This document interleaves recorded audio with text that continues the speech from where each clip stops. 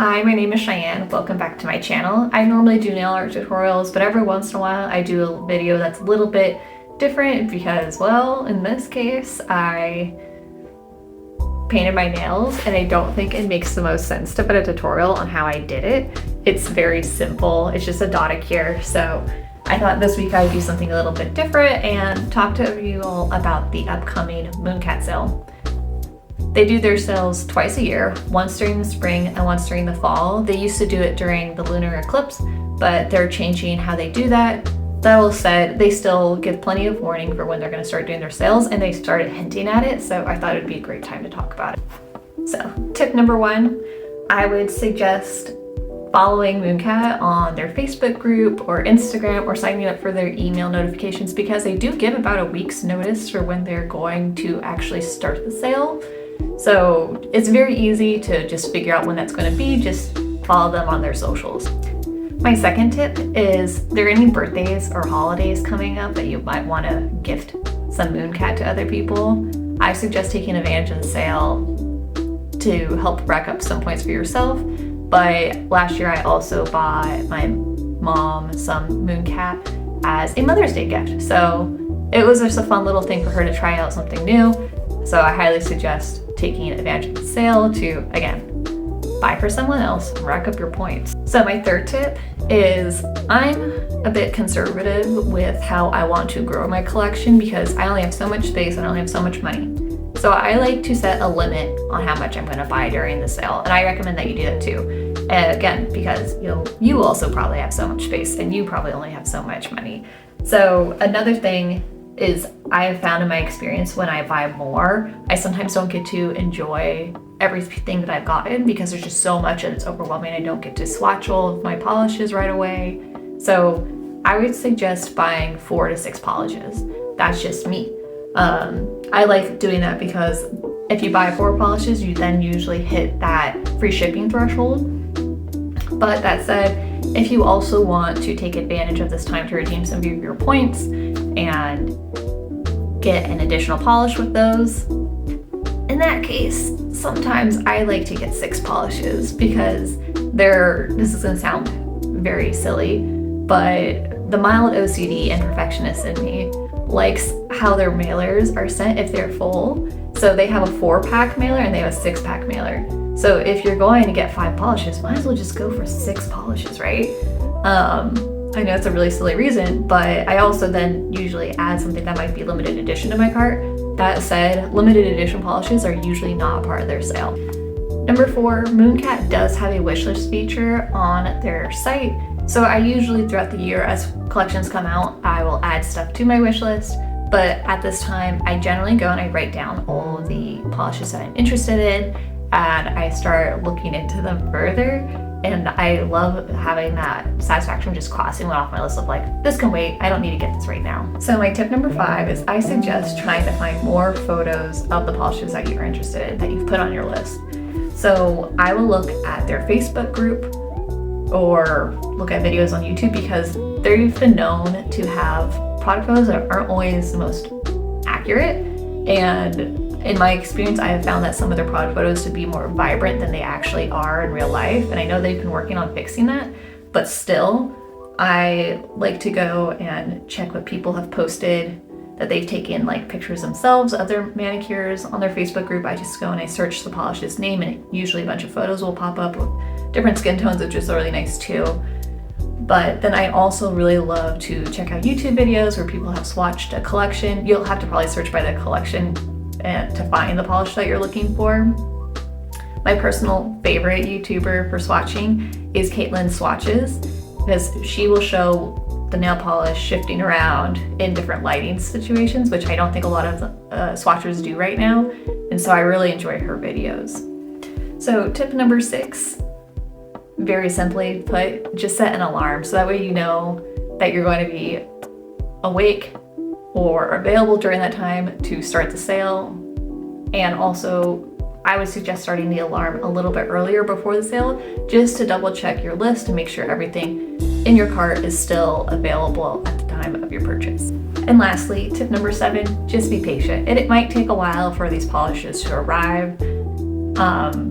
I've had some times where it's taken a little bit over a month during their sale to get my package.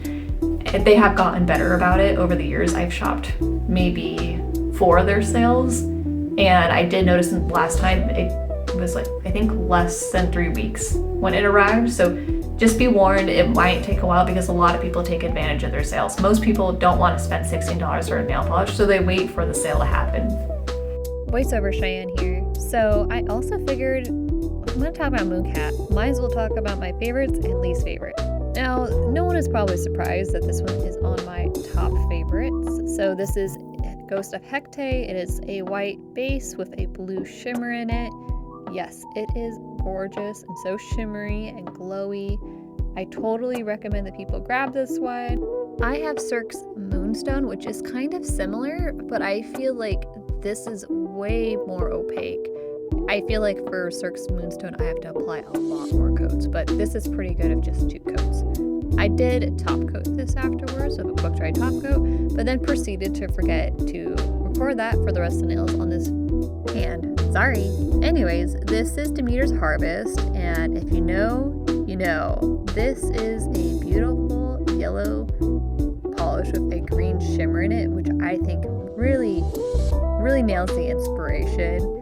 So Michelle from Mooncat was really inspired by this song that went viral. I want to say it was last year. It was just a little boy singing about corn and how he loves the juice that comes out of it. Anyways, I love this highlighter polish. Next, I have another favorite. A lot of people love this one. This one is called Flight of Monarchs. It is a orange shimmer sitting in kind of a pinky purpley base. Personally, I would wear this one in 1 coat if I had to, but I like using it in 2 coats. But this is one of those good types of layering polishes where I don't feel like it's very patchy. It's pretty even across the board, so I highly recommend this one as well. Next, we have one of my first favorites that I ever purchased. This one is called Aliens Invasion. It is kind of the sister to Flight of Monarchs, very similar color scheme. Now, I should note I'm probably not doing this polish any justice because I am putting this on my layered nail. If you're curious about why my nail is like this, I will post a link to another video of mine that kind of talks about that more. But yeah, I think that this polish is super pretty. Both this one and Flight and Monarchs are super shiny and really eye-catching. Even from afar, like, they really pop. I got perfect coverage in 2 coats. I felt like all these colors looked well together, but then I had to do my thumb, and I'm using Black Flame Candle. It is one of my favorites, so I am including it, even though it doesn't match with the other polishes necessarily. It is a purpley, browny base color with a bunch of rainbowy flakies in it, and it's magnetic. It's super stunning. It was part of their limited edition Hocus Pocus collab, and I know I am including some polishes here that aren't necessarily available anymore, but I figured I would include them just in case you ever could get your hands on them. I am magnetizing each layer of this manicure and magnetizing it for about a minute, but it's probably not necessary to magnetize each layer of Mooncat's polishes because generally they're pretty opaque and they're not in a jelly base. I'm just kind of magnetizing it out of habit. I think this magnetic line ended up holding up pretty well. I wish that I had gotten all the polishes that came out in this limited edition collection. I only picked up 3, and I am still regretting it 2 years later. But this is really one of the most perfect polishes for Halloween time. Next, we're moving on to my least favorite nail polishes from Mooncat. This is going to be a very controversial pick. This is Sunken Splendor. This isn't available anymore. Honestly, I know it is a pretty polish. I know it is, but it's just not a green that I would reach for. So that's why it made it on my list. And that's no fault to Mooncat. It's just completely preference here. While it does have some warm tones in it, I feel like the edges have a lot of cool tones. And it's just not the type of green that I gravitate towards. That said, I am keeping this polish because I want to try to fall in love with it because, again, I know logically very pretty. I am expecting an angry mob at my door. So one of the reasons that I got this polish was because it was part of the Atlantis collection, and I had gotten Poseidon's Prize, and it was so beautiful that it made me want to buy all of the other polishes in that collection. And I regret that a bit. It was ultimately a good learning experience because it taught me that I just shouldn't buy every single polish that's in a given collection if I know for sure I'm not going to like them. Anyways, here is Sunken Splendor in some harsh lighting, trying to show off the reflective glitter, but on my next finger I have Kelp Kingdom. And yeah, this is another one from that Atlantis collection that I bought. Really excited about Poseidon's Prize and just ended up not liking. And you know, this is a me problem. I should have thought, why would I want the color of kelp on my fingers? Have I ever had the desire of kelp on my fingers? It is a perfect representation of kelp. My beef with it is that I do feel like it is a little bit of a gray undertone. I just don't like that, and so I just don't wear it. I prefer warmer browns. I know that now, and so I will not be buying a brown like this in the future. I am actually going to be giving this polish away. I am going to see if any of my friends or family wants this, and if they don't end up wanting it, I might do a giveaway, as I'm sure someone else will be very happy with it. I also personally felt like the magnetic pull for this one was a little bit weak. I feel like it's not super high contrast, so even if you get the pigment to pull, it doesn't stand out all that much. And you'll see in the better lighting shots shortly. So yeah, don't be like me. Don't buy every polish in a collection just because you liked one polish. Lesson learned. Next, I'm going in with Wings of Fate, and I know a lot of people like this polish. This one is going to make people mad, but I just feel like when you have a polish like Flight of Monarch or Take Me to Your Leader, it just doesn't give as much. It's not as shiny in my opinion.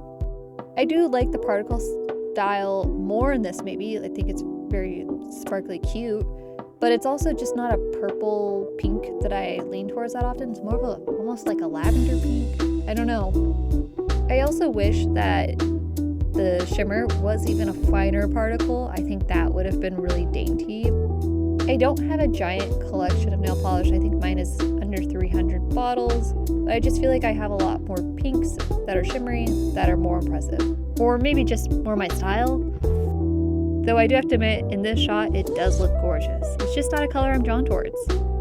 I don't know if there's anyone that is a die-hard Fallen Angels fan, but I thought this one was going to be right up my alley. I love gray. I love blue. I thought it would be really pretty.